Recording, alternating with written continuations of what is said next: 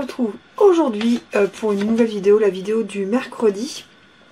Désolée pour la semaine dernière, pour la lettre M, j'ai pas pu du tout faire la vidéo. Donc cette semaine je me rattrape, je fais la L et la M. De toute façon elles se complétaient toutes les deux, donc on va faire la L et la M. Alors, L et M.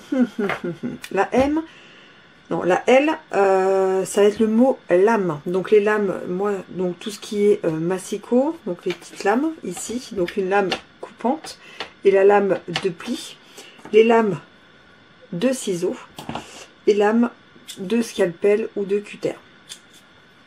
Et pour le M, c'était donc le massicot. Donc vous voyez, ça se regroupe un petit peu.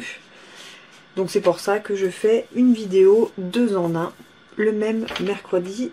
Et puis je me fais pardonner de l'absence de la vidéo de la semaine dernière. Alors on va commencer par les lames.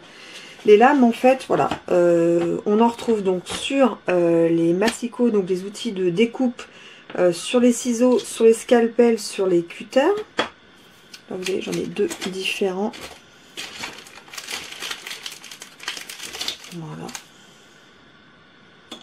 Et on a donc les lames. Donc ça c'est des lames qui se changent. Voilà. Hop, qui se changent. Ça c'est pour les scalpels. Voilà. Ça c'est les lames qui se changent pour tout ce qui est massicot. Donc là chez Stampin' Up elles se vendent bon, par 4. Il y a d'autres marques où elles se vendent par 2. Donc ça dépend vraiment de la marque du massicot que vous avez. Mais moi donc celle-ci, ce Stampin' Up là, c'est par 4. Donc voilà pour les petites lames et comment on utilise les lames. Donc pour le massicot, nous en fait 2 en 1. Là moi j'ai 2 types de lames. Donc celle-ci en foncé qui coupe, celle-ci en clair qui plie. Donc vous voyez la petite différence au niveau du papier. On va prendre un petit bout. Donc là, la gris foncé, elle coupe. La gris claire,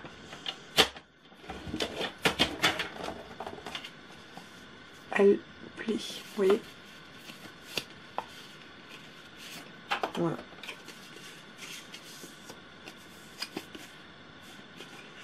La petite différence entre la claire et la foncée, il y a des marques c'est orange et noir, enfin il y a des marques c'est vert clair, vert foncé.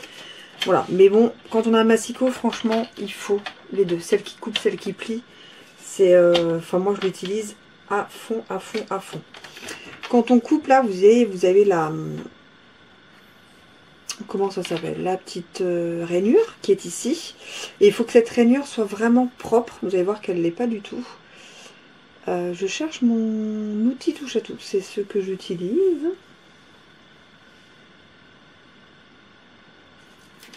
Voilà. Il faut donc que cette rainure soit vraiment toujours propre. Donc pour ça, moi je la nettoie, voilà, un petit coup. Et voilà. Parce que la lame en fait, sinon elle s'agrippe à la saleté. Donc c'est important. Donc voilà, il faut toujours que la rainure donc, soit propre. Que aussi les 2 lames soient propres. On peut passer un petit coup de chiffonnette ou voilà, là hop, il y a un petit bout de papier. Hop, vous voyez, je l'enlève. Voilà. Des choses comme ceci.